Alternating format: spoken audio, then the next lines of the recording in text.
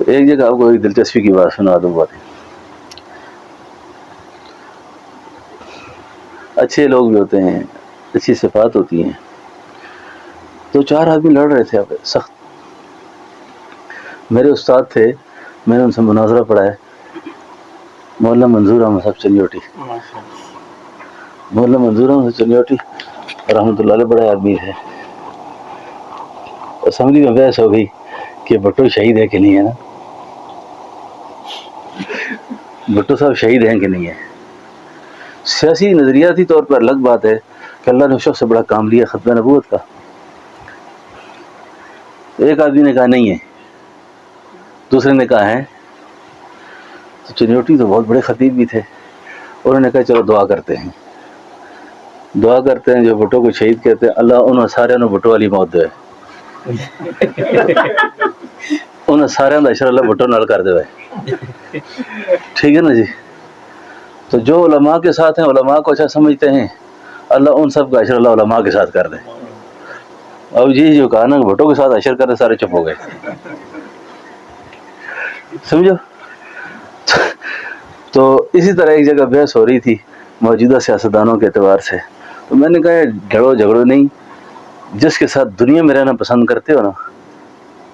اللہ کے نبی نے کیا فرمایا تھا؟ صحابی نے پوچھا تھا کہ قیامت کب آئے گی.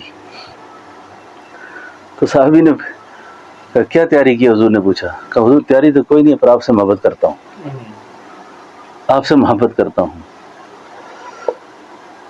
تو اللہ کے نبی نے کیا فرمایا تھا؟ المرء مع من احب.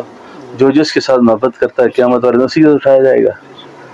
اب میں نہیں کہتا کہ اس مولوی کی بات سنو، اس کی سنو، اس لیڈر کی سنو. جس لیڈر کے ساتھ تم آخرت میں رہنا پسند کرتے ہو اس کے ساتھ چلو، بس بات ختم ہو جاتی ہے. جھگڑا ختم ہوتا ہے کہ نہیں ہوتا؟ جس کے ساتھ تم آخرت میں رہنا پسند کرتے ہو تو دنیا تو گزر جائے گی.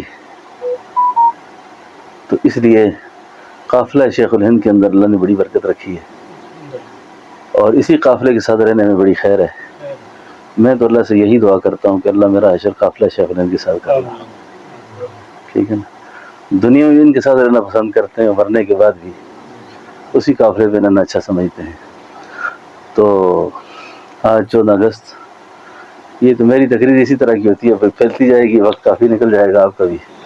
تو اللہ سے دعا ہے کہ اللہ پاک ہم سب کو عمل اور سمجھ کی توفیق دے، اور پاکستان کی سالمیت کا اور پاکستان کا خیال رکھنے کا توفیق نصیب فرمائے. آپ لوگ خاص طور پہ یہاں واہ فیکٹری کے اندر رہتے ہیں، تو واہ فیکٹری کا اپنا ایک ماحول ہے.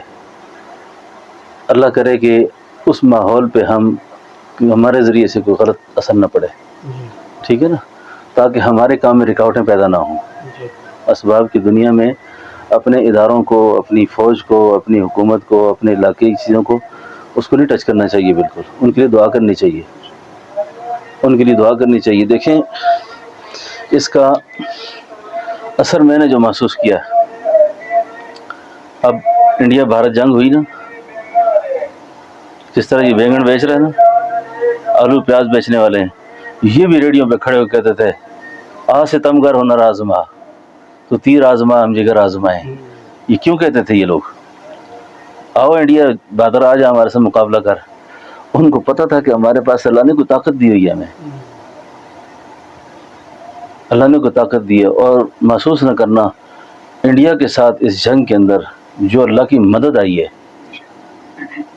جو اللہ کی مدد آئی ہے، ایسے دوستوں کے ساتھ میرا اٹھنا بیٹھنا ہوا ہے جن سے کچھ معلومات ملی کہ سوائے اللہ کی تائید کے اور کچھ بھی نہیں تھا. ان ڈاکٹروں نے کام کیا ہے جو ناکارہ قسم کے تھے، جن پر صرف یہ تجربہ کر رہے تھے چلتے بھی ہیں کہ نہیں چلتے، یہ چلتے بھی ہیں کہ نہیں چلتے. انہوں نے وہاں لگا رہے. ٹھیک ہے نا. تو میں یہ سوچتا تھا شاید اس کی آواز نہیں آ رہی، کیا وجہ ہے؟ کرامت ہے. تو مدد سالار کے ساتھ آتی ہے. سب ہماری فوج میں بھی ایسے اچھے اچھے لوگ موجود ہیں، ایسے اچھے لوگ موجود ہیں جن کی کوششوں سے، محنتوں سے دنیا میں ہم سر اٹھانے کے قابل ہوئے ہیں. خدا نخواستہ بھی اگر سب پسپا ہو جاتے نا تو اتنے ذلیل ہوتے کہ دنیا کو آنکھ نہ دکھا سکتے، ہم آنکھ نہ دکھا سکتے۔ تو اس لیے اس حکمت عملی کے تحت اپنی فوج کو، اپنے سالار کو، اپنے اداروں کو کمزور نہیں کرنا چاہیے۔ باہمی اختلافات ہمارے ہوتے ہیں، وہ بیٹھک میں حل کرنے والے ہوتے ہیں، وہ گھر میں بیٹھ کے حل کرنے والے ہوتے ہیں، وہ دشمن کے سامنے نہیں کر سکتا آدمی۔ کوئی کمی کوتاہی ہو نا تو اس کا مذاکرہ ہو سکتا ہے، اس کے لیے دروازہ کھول سکتا ہے آدمی۔ تو بہرحال مجھے بڑی خوشی ہے جی آپ حضرات سے مخاطب ہو کر، آپ کے مرکز میں آ کر۔ اللہ تعالیٰ یہ مولانا نسیم صاحب کے ساتھ نا آپ صحیح تعاون کیا کریں۔ اچھا مجھے نہیں کہا انہوں نے کہ میں ان کے لیے چندہ مانگوں آپ سے، ٹھیک ہے نا؟ تقریر کر کے چندہ مانگنا ایسا ہوتا ہے جیسے تقریر ضائع کر دی نا۔ میرا مزاج، میں نے اپنے مرکز کے لیے کبھی نہیں مانگا چندہ۔ تو صرف اور صرف کیونکہ آپ نوجوان ہیں، کام کر رہے ہیں۔ اب دیکھیں اس طرح کا ماحول وسیع ہونا چاہیے نا، اس طرح کے ماحول کو کھلنا چاہیے، بڑھنا چاہیے، اور زیادہ بڑھنا چاہیے، کیونکہ اس وقت اعمال کا مسئلہ نہیں رہا نماز روزے کا، اس وقت مسئلہ ایمان کا رہ گیا ہے۔ دشمن کا وار ایمان پر ہو رہا ہے، تو یہ جگہ ایمان بچاؤ چھاونیاں ہیں، یہاں ایمان بچتا ہے۔ اچھا تو ان کے ساتھ تعاون بھی کیا کریں اور کام کو آگے بڑھانے کی کوشش کریں، اور جگہ اللہ تعالیٰ سے مانگیں کہ اللہ کو کوئی کشادہ جگہ اسی جگہ پہ دائیں بائیں میں نصیب فرما دے، کیونکہ شہر کے اندر کام کی ترتیب اور ہوتی ہے، دیہات کی اور ہوتی ہے۔ یہاں ہر آدمی اپروچ میں ہے نا، پہنچ سکتا ہے آسانی سے۔ تو اللہ سے دعا ہے اللہ پاک ہم سب کو عمل کی توفیق دے۔ سب نوجوان باوضو رہا کرو، باوضو رہا کرو، آپ پر بڑی ذمہ داریاں ہیں۔ اچھا اور ولایت کا، اللہ کے قرب کا صحیح موسم جوانی ہے، صحیح موسم جوانی ہے۔ تو اللہ کو حاضر سمجھ کے زندگی گزارنا، اللہ کو موجود سمجھ کے زندگی گزارنا، اور ہر وقت اس دھیان کے ساتھ رہنا کہ میرے اوپر بڑی ذمہ داریاں ہیں، اس وقت میرے اوپر بڑی ذمہ داریاں ہیں۔ دیکھو ہم میں سے کس آدمی نے اپنی وسعت کے مطابق کچھ کیا ہے؟ کچھ بھی نہیں کیا، کچھ بھی نہیں کیا۔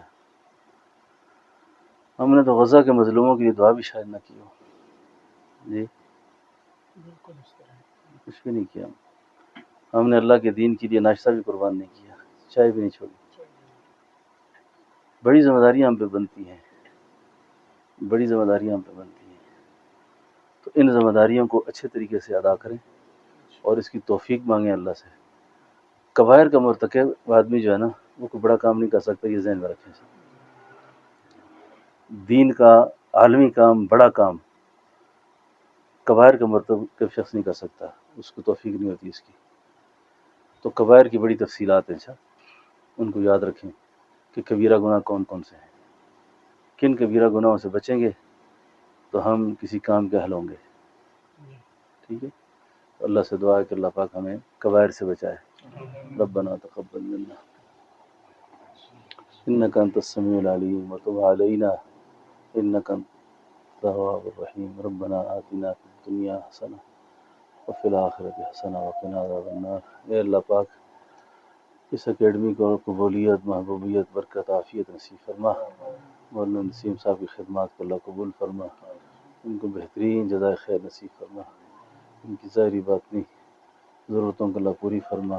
یا اللہ جتنے نوجوان یہاں پڑھتے ہیں اللہ ان کو علم نافع نصیب فرما، برکت و عافیت نصیب فرما۔ یا اللہ، یا اللہ اپنے خاص و کرم سے ان کو کشادہ عافیت اور یہ برکت والی جگہ نصیب فرما۔ ظالموں کے ظلم سے نہیں بچا، شریروں کی شر سے بچا، بخیلوں کے بخل سے بچا، مفسدین کے فساد سے بچا۔ یا اللہ ان کی جان، مال، کاروبار، اولاد سب کی حفاظت فرما۔ یہ جتنے احباب یہاں تشریف فرمائے سب کی ضرورتوں کو اللہ غیب سے پوری فرما۔ صلی اللہ علیہ نبی الکریم برحمتہ۔